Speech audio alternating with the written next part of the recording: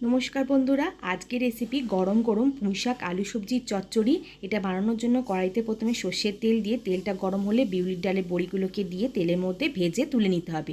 এবার ওই তেলের মধ্যে কুমড়ো কুচি ভাজতে হলো।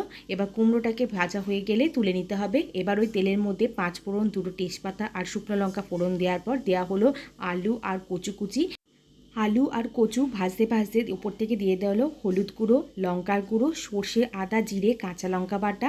এবার মশলাটাকে ভালো করে কষিয়ে নিতে হবে।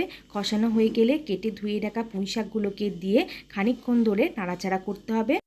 তারপর উপর থেকে ছড়িয়ে দেওয়া হলো পরিমাণ মতো নুন। এবার শাক থেকে জল ছেড়ে গেলে মশলা ধোয়ার বাটির জল দিয়ে আর ভেজে রাখা বড়িগুলোকে দিয়ে নাড়াচাড়া করে নিয়ে সিদ্ধ হওয়ার জন্য ঢাকাটা চাপা দেওয়া হলো।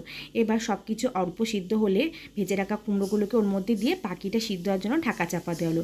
কিছুক্ষণ পর ঢাকা খুলে নিলেই পুঁইশাক আলু সবজির চচ্চড়ি একদম রেডি। নামিয়ে নেওয়া হলো। ধন্যবাদ।